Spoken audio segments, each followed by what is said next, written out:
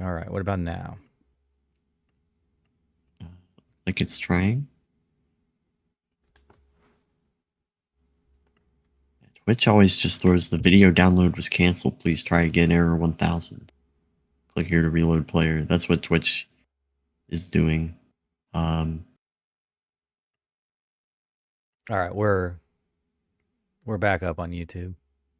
Yeah, it looks like YouTube.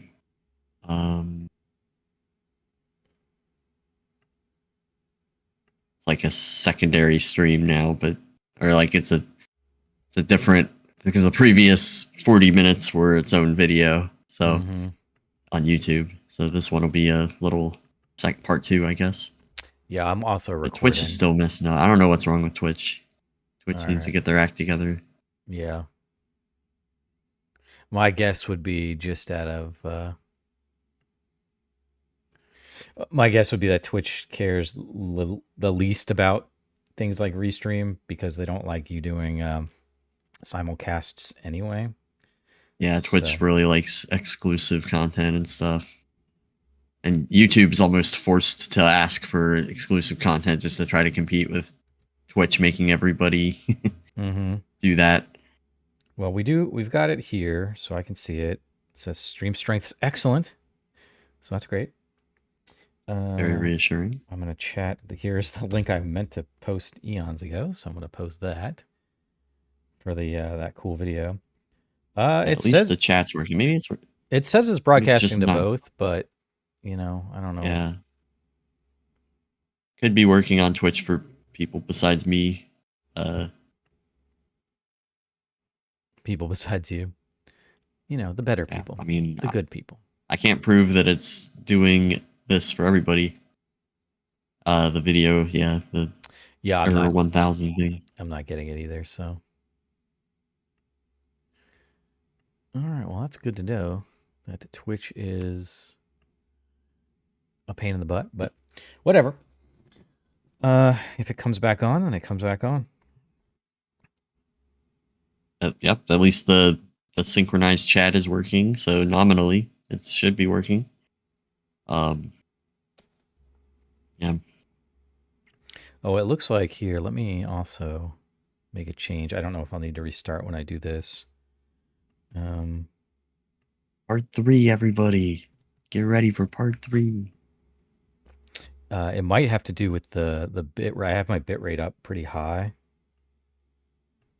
Mm. and it's giving me What's high is pretty high. I usually do like 8K or something. It Bit rate. says the bit rate settings is out of the recommended range for Twitch. Please set the bit rate to less than 6,000. So Interesting. I will change that. Oh wait, maybe it's like, is Volpe for America an affiliate yet? Or No.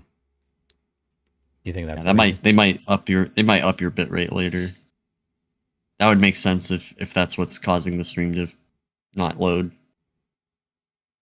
You're getting throttled, Chris. Am I getting throttled? Are you The man is keeping you down. are you throttling me? Don't throttle me, Twitch. They're censoring you. They're censoring you, Chris. Okay, let's move it to It's cancel 5,500. culture. Twitch is canceling you. Okay. Well, it is what it is. So I'm not going to worry about it too much. If Twitch doesn't want to be a part of the party, then so be it. So yeah, anyway, Tom, we're coming to the end of our time here. It's been very exciting. How are Yeah, good dry run of the drop-in system. Hopefully, yeah. Hopefully lowering the bit rate will make Twitch play better next time. Whatever. Yeah, there's some advanced features I could probably fool around with too that I haven't really done much with. It's just kind of we wanted to test these things out. Oh, okay. It looks like that's interesting. OBS. All right. Remove. Yeah, because the title on Twitch is also reverted back to restream default. Really? So something's weird. Yeah, something's odd. Well, also OBS just created like 800 versions of my image, so I gotta get rid of those. Oh man, Oh boy. it's all falling apart here. Probably from the paste I tried to paste it, it probably was trying to paste this image instead of pasting the obvious thing that I wanted to paste, which was the text for the chat. All right, remove, and boom, there we go. We're back. We are back from the dark places. Let's go. Let's go. But yeah, Tom, thanks for hanging out and helping me out with this shindig. I think It's kind of cool to be able to just talk about anything. It's got no thematic boundaries at all. Yeah, well, that's one of the things. So I just want to keep this, light, easy breezy. Obviously, over time, I'm sure we will talk about intense topics. It's just the nature of the beast. But I also, I don't know. I just feel like there's how would you phrase it? There's like the set approved talking points that politicians have, and then a lot of stuff doesn't, make it into there. So, like for example, we were talking about the beef, right? And that beef article led to conversations about Ohio farming, which then it led to conversations about your family. Was it your uncle, right? Yeah. And then that led to conversations about, being a part of the agricultural department and being a part of a small city. And that led to a conversation about Ohio and all the, how pretty it is. Everything's interconnected. Yeah, for sure. So yeah, it just gives us an opportunity to kind of just talk about things that we don't really need to be, right on the point for. We can just have a conversation about things we like, or this city we live in that's interesting, or because for folks, I think we mentioned this, but you come from Sydney, but you live in Columbus now, and you went to school at the OSU. So you went from a smaller town into the largest city in the state, which Columbus is a very large city overall. It's like the 13th largest city in the country. So it's just different vibes, different thoughts, Since I have no plans to leave Ohio, I really reached the top of the mountain here. But yeah, no, like it's true. I've gotten to see kind of both perspectives. I mean, you go from what's the breakdown in Columbus? I mean, I know like the whole state's pretty gerrymandered, but isn't Columbus area like 80% like Democratic, something like that? Like my home county is 80% Republican.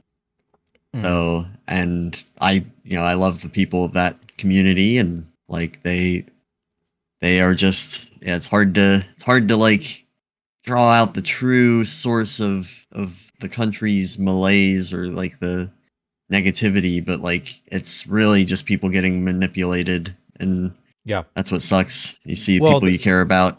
Sure. The whole red blue thing only exists because we have an election system, particularly the Electoral College, where the math works out in such a way that like it will always trend towards a two-party system over time. Right.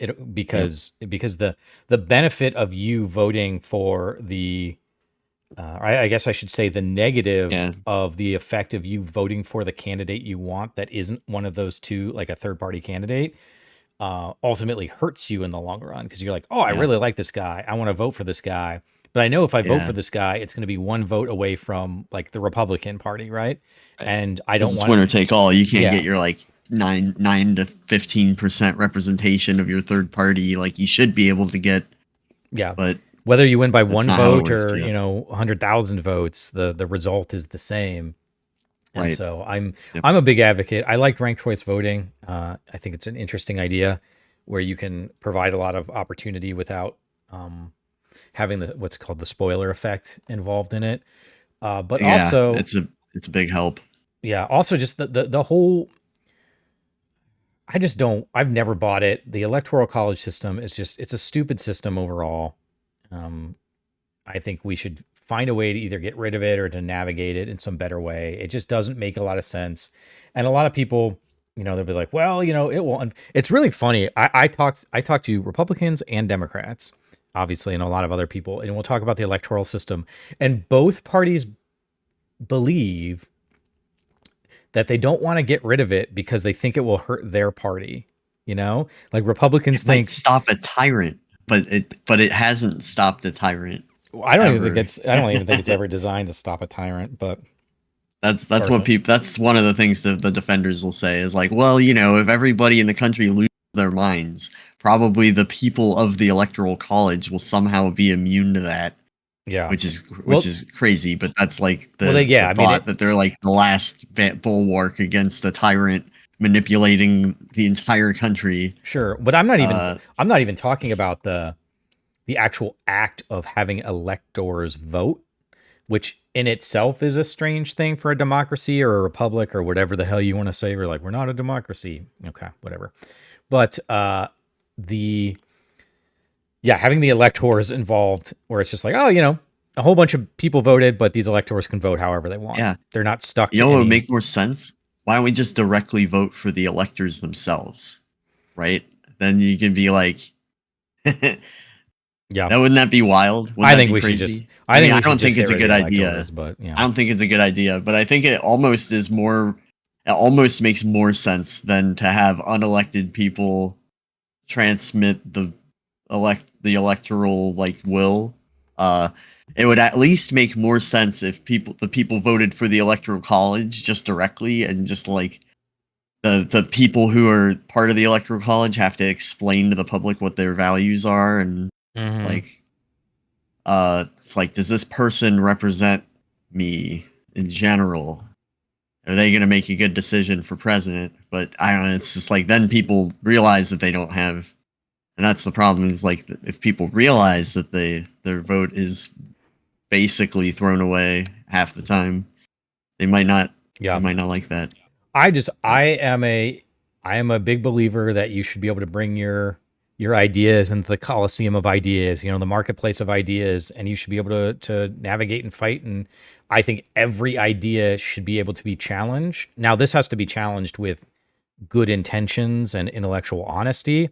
You don't just like, this rebel without a cause thing. I'm just like, fighting against the man for no reason other than they're the man. Like it's a waste of time and it's stupid. You need to, yeah, I think you should always be able to ask questions, but simply asking a question, just, oh, I'm just asking questions. Well, are you actually interested in knowing the answer and figuring out a solution?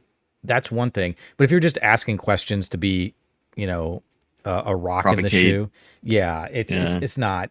You're not actually doing anything. And this rebel without a cause attitude is just childish, in my opinion. But Hmm. that being said, I think, yeah, we should find a way because ultimately, and like I said, Republicans and Democrats both believe that like removing the electoral college will hurt their chances. And I actually think you're like, well, how can it hurt the chances of both parties, right? Like that doesn't make any sense. Like it should. You theoretically think it would help one, but the answer is it does hurt both parties. Yep. But it hurts both parties because it makes them have to actually fight in the marketplace of ideas. Right now, the two parties have a stranglehold on the gates to enter the arena, right? So you want to go into And that the rules yeah. themselves. You Yeah. want to go into that coliseum of ideas, you have to pass the gate. You got to fill out your forms and then you got to go through your tests and you got to, so like, yeah, it would hurt the Republicans and the Democrats to get rid of the electoral college, but I don't think that would be a bad thing. I think it would force them to actually have to really, do the work on creating better ideas and better policies and then having to Yeah. convince people that those policies are worth fighting for. Yeah, I think we have a lot of work to do to rework the rules of engagement that our political system goes through. I mean, things have gotten way too gamified. As game developers, we recognize game, and things are getting gamified to a We must be up severe on Twitch. degree. Yeah, we definitely are up on Twitch. Goodbye, bot. Goodbye, bot. Yeah, like we've witnessed like the whole political system be gamified to a shocking degree. Things like ranked choice voting will help, makes it less of a bloodthirsty kind of thing. Yeah, just the places that have enacted it so far, just automatically you can see more congeniality in politics just by default. Yeah. So that's like a good stance. And then the other thing, I mean, we're almost hitting the point with gerrymandering where it's gotten almost so extreme that if they make it any more extreme, it's like counterproductive. Like I saw like in Texas, they're kind of running into that. Like it's so gerrymandered that if they try to mess with it a little bit more, they're almost like taking it beyond the realm of safety where Yeah. it's like they've spread out enough Democrats into like every region that they're trying to like solidify, and the margins are just they just don't have they can't dilute it much more, or it might actually become competitive, which would be very ironic. But hopefully something like if something like that happened, like Texas went blue despite being gerrymandered, maybe that would be a shock to the system of the legislators that they're running a fool's game trying to gamify this, and they just need to like split the population in half with landmarks and historical boundaries, and there are algorithms to do that. That is open Yeah. source. Like it is not hard. Yeah, They don't even have to write very much law for this. I said this the other day, but the algorithm necessary to create fair and equitable districts using, a computer system is like one of the Shortest line yeah, it's one of the population it's like one of the yeah. easiest algorithms to create. Like it's not that challenging. We got a question from Grab a map, follow the river, cut things in half. Yep. Yeah, we got a question from the chat here. It's what is gerrymandering? So gerrymandering is the way that each of our states has a certain what are called districts. And those districts are generally based on populations, and so you have a state. Each state has 2 federal senators, and then it has a number of U.S. Congress people based on the population of the state. And so you break up each state into these districts, and then those districts are where the representatives represent. But gerrymandering is when you intentionally like draw the districts in such a way that it gives you an advantage, your party an advantage in the elections. And so right. You make sure that there's a majority of your party, and then you like try to spread out the other constituents between different areas. So you could have, let's say you had a district, or let's say you had a state, whatever, of 100 people, and it was 70% Democrat and 30% Republican, just as in this example. You would think that, okay, well, we've got, 10 seats. It should be 7 of them go to Democrats, 3 of them go to Republicans. But it is possible to construct districts in such a way that you might be able to get it down to like 5-5, or maybe even 6 Republicans, 4 Democrats. But the problem is, as Tom was alluding to, and this is what's going on in Texas as they're trying to redraw, is like you're redrawing the lines for the districts, but you're not changing the voting patterns of the people when you do that. And it's totally possible that you could draw a district that takes away some, Republicans or Democrats, and then the line. So you might have a district that's like 15% Democratic lead, or 10% Democratic lead, or 20% Republican lead, or whatever. And then you redistrict, and it might become like 10% Republican lead, 10% Republican lead. You're like, well, 10% is a pretty good thing, but okay, well, now we draw 3 districts, and you've cut yourself down to like 6 or 7% Republican lead in each of those districts. 6% is like, that's doable. That's swayable, yeah. Yeah, that's it's swayable. Margin of error. Yeah, and then if you if you try to go even further, and you're like, well, let's make it 4 districts or 5 districts. You're now at a 4% or a 5% lead.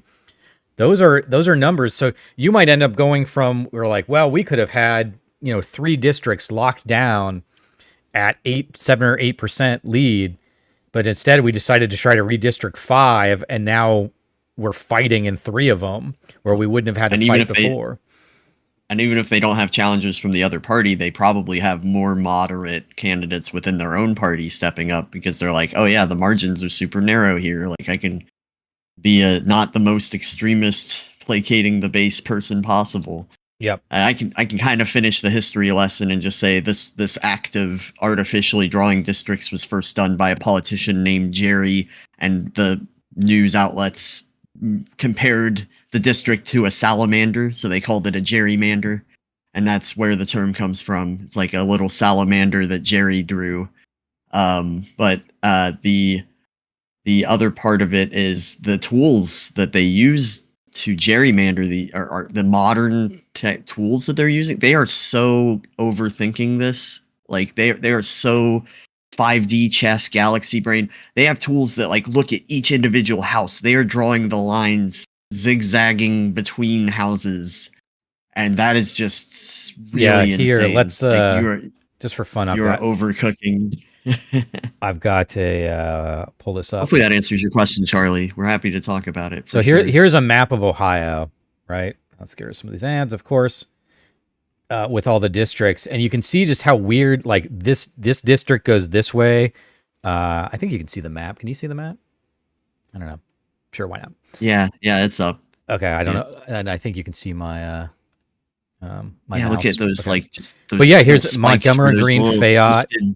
But like, look up here, and this is like the Cleveland area. Like, what is going on over here, right? Like, there's just all sorts of craziness happening. This little bugger over here, this little thing is going over here. Like, what is this thing? Like, why is this like little isolated district? Like, this is all just Yeah, craziness because they are intentionally trying to create yeah. districts that they What can they've done control. to Franklin County. Look what they did to Franklin County. Yeah, Look at like at a minimum, you could make it uh, so that no county can be bisected, right? Like that's a thing you could do. But like, look over here in Hamilton, you've got this like little worm, and then that little bit there worm. So that yeah, that it's just stupid weird. dragon curve in Franklin County actually pisses me off. Like Oh yeah, yeah, that is so offensive. it's wild. Um and where's this is supposed to be like a state that has supposed to have reformed all of this. We are supposedly a state that has successfully passed gerrymandering reform. Arnold Schwarzenegger was all up on it. He was like, Ohio has rescued their democracy. And then they just realized that, oh yeah, they just have it written so they can stall out and then grab whatever map because, oh, we can't decide if this is fair or not, so we'll just grab. And it's based on the previous results, so the previous gerrymandered results are used as the baseline for what fair districts are. So it's all a con job. Like it's the gerrymandering reform like helped lock in their ability to do that like, in a really severe way. So this is kind of the forces we're up against here. Yeah. So a lot of people 'Cause recommend. Ohio is such a purple state, and it is if people think it's a red state and they haven't seen the map of the districts, then they are deluded. Yeah, Just I straight don't up. think it is. So there's the a lot of people talk about just using the shortest path algorithm. Like that's one way you could do it, where you just like bisect the state based on 50% population. Cut the population in half, right? Yeah, Shortest line that cuts the population in half. then you take that and you bisect the next thing, and you just keep doing that until you Yeah. get to the number of necessary districts for it. And So you can even start with like major rivers and like things like you can have the natural features first. You can cut by that and then just start dividing, and it yeah, works out really well as well. Like that, it's compatible with like natural geography. So yeah, yeah, and so and obviously it also depends on how many um, how big the population is. So like how many representatives you have, you know? So like all that sort of changes a lot of the things. yeah, But all the budget math for the whole state like flows out of these districts, and that stupid like tentacle. What are they getting? Substantially more funding than districts around them that are not part of the weird eldritch tentacle. Like it begs the question to me, like some preferential treatment going on in this little snake of specific houses. mhm. I would believe it, but I don't know. You got to get in there, Chris. You got to figure out how bad it actually is. Yeah, well, see, that's the thing too, is that the districting is done at the state level, you know, and then but the people that get hired, like, you know, I'm running for Senate, my responsibility is to the people of Ohio, but I'm supposed to As a be, whole. Yeah. yeah, as a whole, but I'm supposed to be fighting at the federal level for things. And so a lot of times, a lot of these things get kind of like bifurcated in a way where, my responsibilities would be focusing in Washington on what's going on there, and then there's a bunch of stuff happening at the state level that I do not, one, I would not have any control over, and also two, technically is not within my wheelhouse of responsibility because my focuses are supposed to be on what is happening over in Washington. So it just, and then you start getting down to All you're the saying is I need to run for state legislature, and then we can work together. yeah, let's do that. But then Hell you've got yeah. the state, and then you start getting into your cities and townships and counties, and like Right. it's layer after layer after layer, right? Which in some ways is a strength because it means that at various stages there are checks and balances and ways to stop various bad things from happening. But it also makes it a confusing process, and it slows down the process, and so it's wild. It's wild. Yep. Big But old complicated chaos engine. yeah. Well, and order engine. It also creates order most of the time, unless people are at the helm who do not want it to create order. Yeah, which goes back to removing the electoral college and the ranked choice voting and stuff, is that the Republican Party and the Democratic Party as a whole don't want these large scale changes because it makes it much more difficult for them to retain power. But I, running as a Democrat, that is not my concern. My concern is what is best for the people of Ohio and how do we make the best country that we can. And the funny thing is, all of this, maybe not funny, haha, but all of this, like Mhm.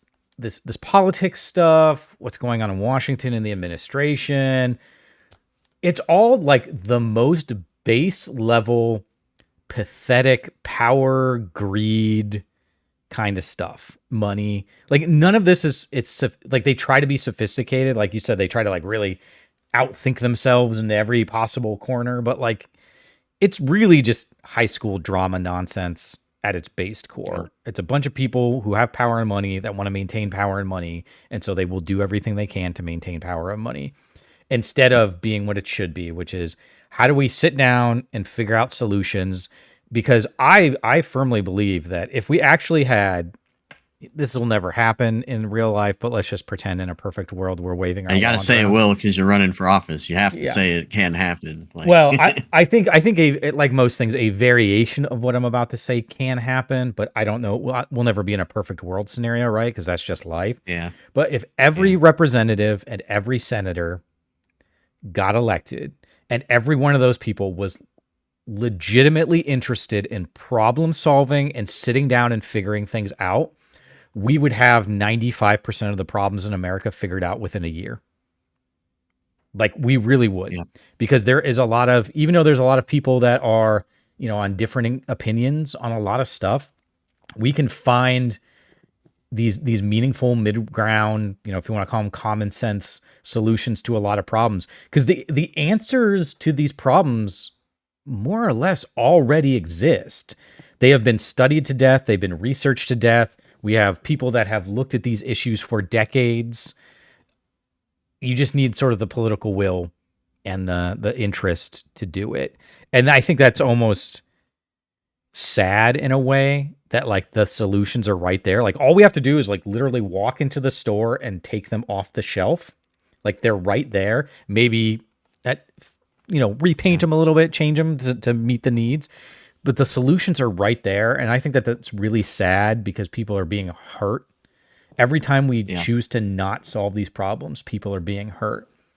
But yeah, also, as a positive, it means that if we can get enough people that do share that sort of, that rigor, that intellectual honesty, that desire to do the right thing, that means that we can make really impactful, meaningful, personal, positive changes quickly if we can get enough people into those positions.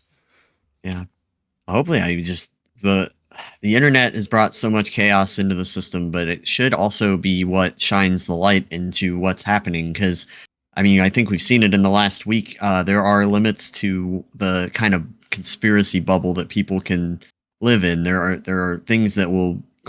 There are there are like they're not. Nobody is infallible, and we're seeing like what happens when you spin a web of lies and it starts coming apart. Like people realize that it's more than just that. If you're going to lie about that, what else have you lied about? And I think just being able to show people logically, like, that we have a system right now that justifies its own corruptive tendencies, because you end up with politicians who they're tied up by money. They gotta start campaigning for their next election almost immediately, and Yeah. the all the lobbyists who have been putting a lot of money and resources into influencing them, they can, without morality coming into play whatsoever, they can simply say, well, we've already put so much money into our lobby program, like, we would be fools to let that change, or let somebody else like start outspending us. Like, it's basically like with this first past the post, and with this sort of this like almost half-baked notion that we want term limits and things, but we didn't think it through all the way. So now, yeah, we have term limits, but it's like tied into this whole campaign cycle thing where the politicians hardly spend any of their time working. So then they almost need the lobbyists to tell them what to do, because they don't have the wherewithal to like actually legislate. Yeah, just the more obvious this becomes to everybody, I think the better place we'll be in a country as a country. So I'm glad we can talk Yeah. about this stuff and Yeah. get it out there. I think I'm a big fan. I think we should have term limits. I think like one, I think this is just like me talking, right? Like a lot of this requires constitutional amendments and stuff. Like I totally get that. I'm just saying, I think we should move the House of Representatives term up from 2 years to 3 years. And then I think that the Senate term should stay at 6, but you should only be able to do it twice, or either 2 years or, 2 terms or 16 years, so you could come in a partial, because I'm coming in, for example, at a special election right now, right? And that will be a 2-year term. And so I think you should be able to come in for a 2 terms plus potentially a special election so that would give you 16 years. And then I think we should move the House representatives up from 2 years to 3 years and limit them at 4 terms. So that would get you to 12 years. Because what you want is enough time. Because like you said, like House of Representatives, they're constantly, well, the ones that are actually in any kind of competitive district are constantly having to be campaigning. So they're not able to focus on a lot of and it also really incentivizes people to do like really gregarious things, to keep themselves in the attention, because that's how they need to keep drawing money.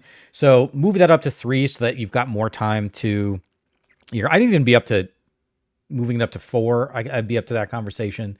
But I think keeping the senators at 6, just because there's so few of them. And so just 2 terms at 6 makes a lot of sense. Keep the president at 4, because the president has so much power. That one person is the entire executive branch, whereas Congress and the Senate represents the legislative branch, right?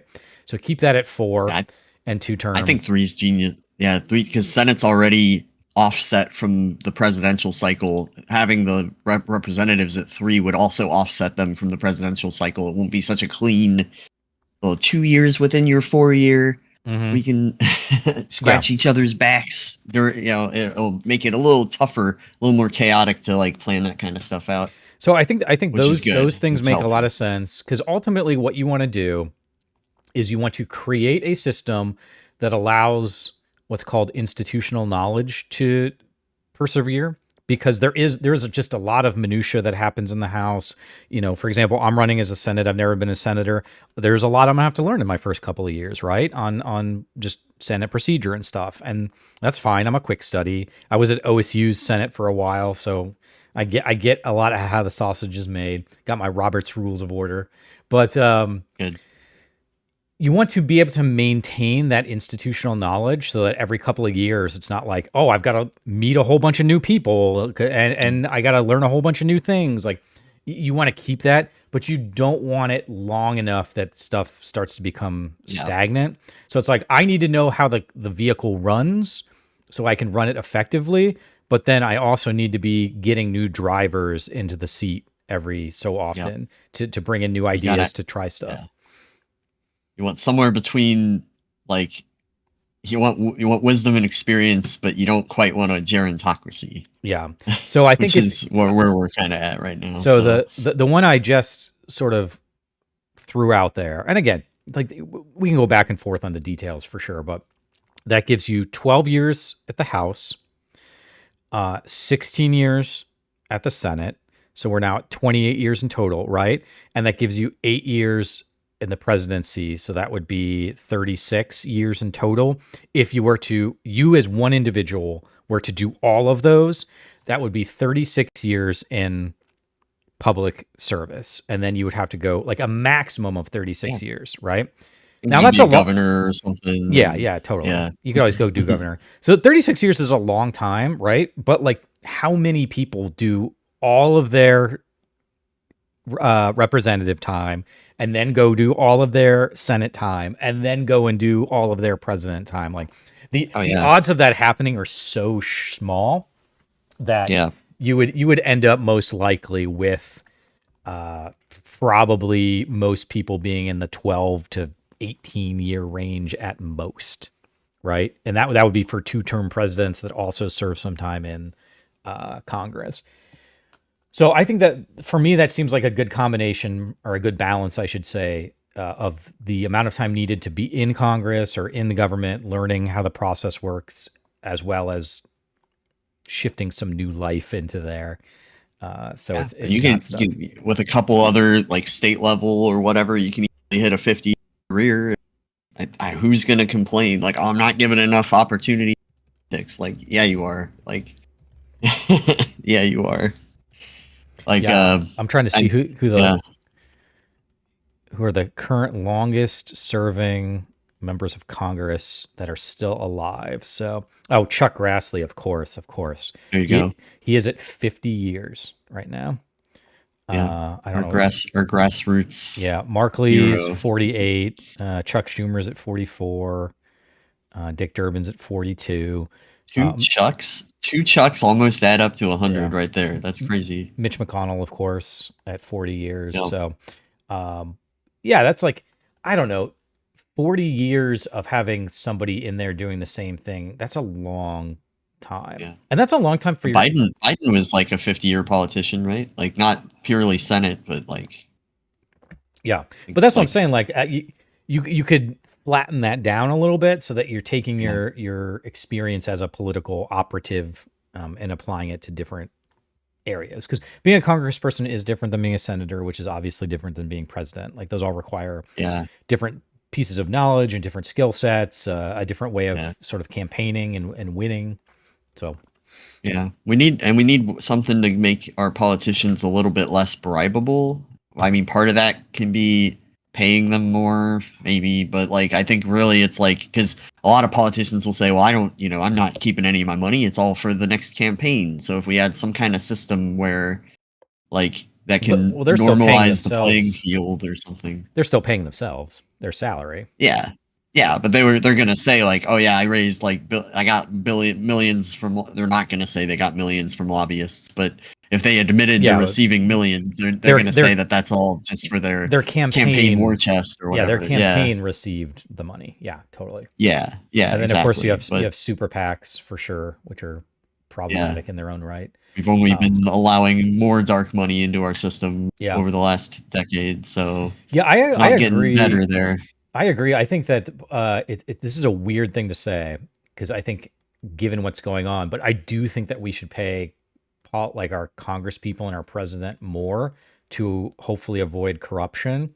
Should have However, just tracked with interest and inflation and stuff. Yeah, yeah, but yeah, because however, just think about like the president makes I think it's like $440,000 right now. I believe like that's a lot of money. Don't get me wrong, but a CEO of a big company is earning tens of millions of dollars per year. And I understand right. public service is not a place where you're supposed to go to make a lot of money. That's not what I'm saying. But for those people who are sort of less morally or more morally flexible, we'll say, they'll find ways to on the back end to be earning a lot of money. So, like Supreme Court, legislature, and the high level executives, I could see them earning more money.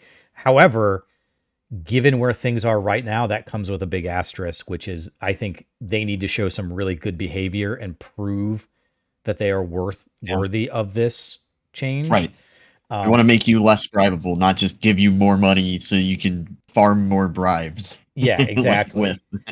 And then also, uh you do want to make sure that you are constructing a system that allows regular people like me to be able to both run for these positions and be able to do them. Because, there's a lot of like super rich people where the $175,000 you get as like a senator doesn't, I mean, that's nothing to them, right? That doesn't mean anything to them. And you think about, well, $175,000 is a lot, right? Like that's a lot of money. That's true. But keep in mind, so you'll lose what, a third of that to taxes. So you'll be down to like, let's say 125,000.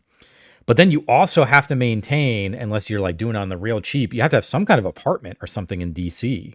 And DC is not a cheap place to live, right?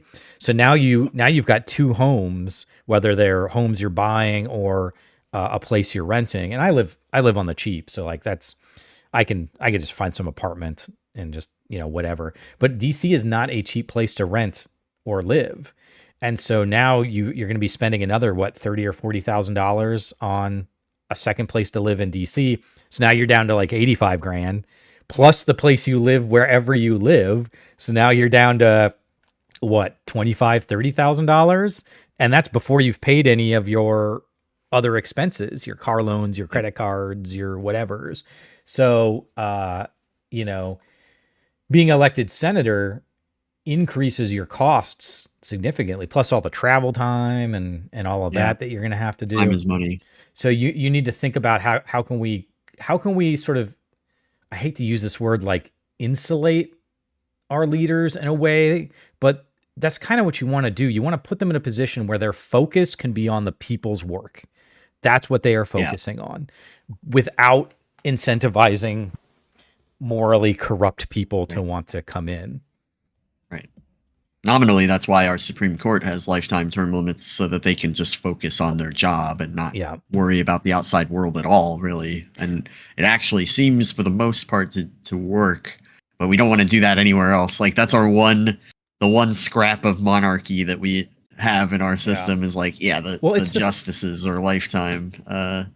Yeah, I mean, it's the same thing with like tenure, right? With like, you want to be able Right. to research, and we're seeing that now, I think, being very clearly expressed, where you want to create a system where researchers can focus on learning things that are applicable to the country and the world at large without being influenced and pressured by outside forces who are trying to maybe, excuse me, specifically get answers in some particular way, right? That's what tenure is designed for. And so I think that's those are things that we have to think about as we navigate going forward and deciding what we want our society to look like. But I could definitely see us having a term limits. I do think we should apply like an 18 or 21 year Supreme Court. Like you can serve for 18 or 21 years. Those are the two numbers that kind of keep getting thrown around recently. And then you can, somebody suggested that after that term, you get switched to, I'm totally blanking on what the term is, but it's like, in essence, you become sort of like a backbenched expert, almost like a emeritus professor, but you be an emeritus judge. And then, so you are now a judge that sits in the back and that provides expertise and information, but you only sit on cases if the Supreme Court itself has a vacancy or if somebody needs to step away because they have a conflict of some kind. You can then, Shadow judge. Yeah. yeah, you could then bring in an emeritus judge, and they could function in that capacity. But I think removing the removing the politicalization of how we get judges in. And so I think an 18 to 21 year cycle that we started now.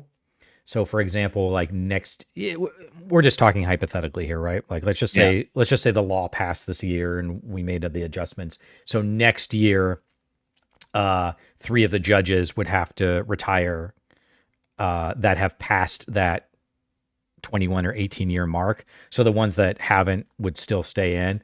You would take three that have passed, and let's see how many are past the 18-year mark.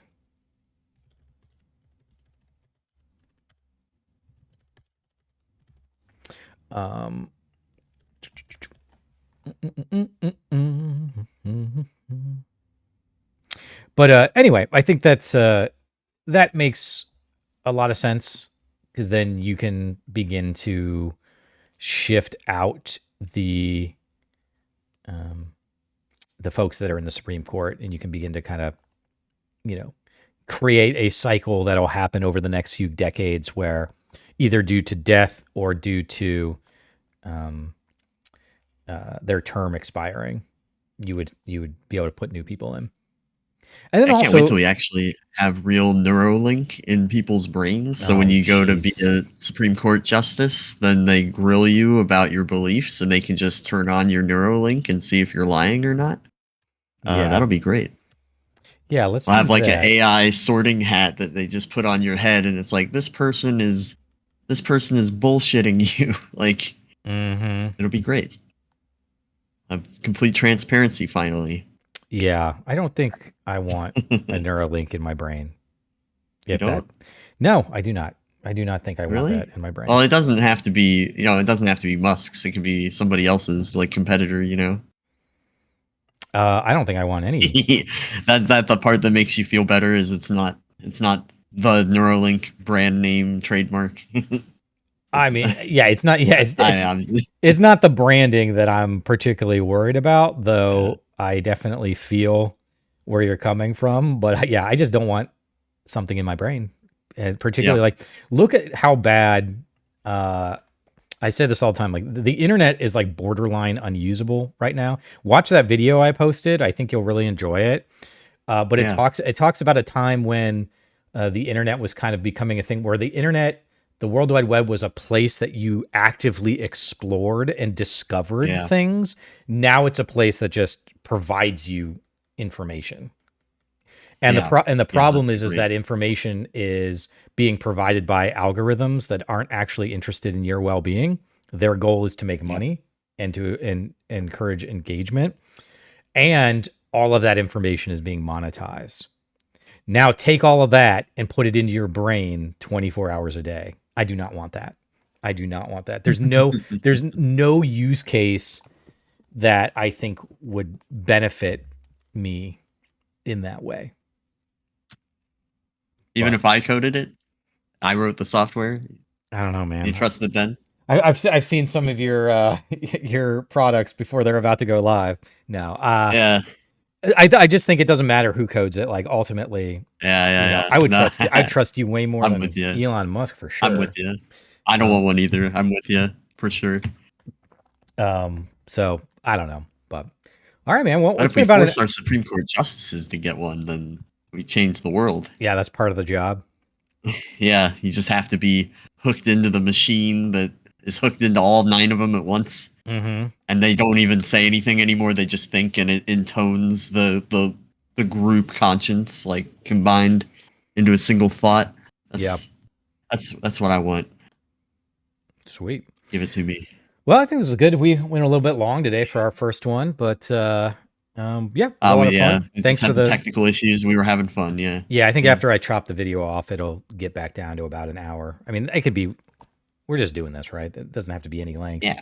But We're just chilling. yeah, thanks for Thanks for the the comments chatters. Yeah, from the chats. So, Tom, thank you for being on the show, helping me out. for sure. Reminder, you can follow me at Volpe for America on all of the social medias, volpeforamerica.com on the website, where you can follow, support, all that fun stuff. We are a few days ending from July, so we're trying to get some more money in for the campaign by the end of July.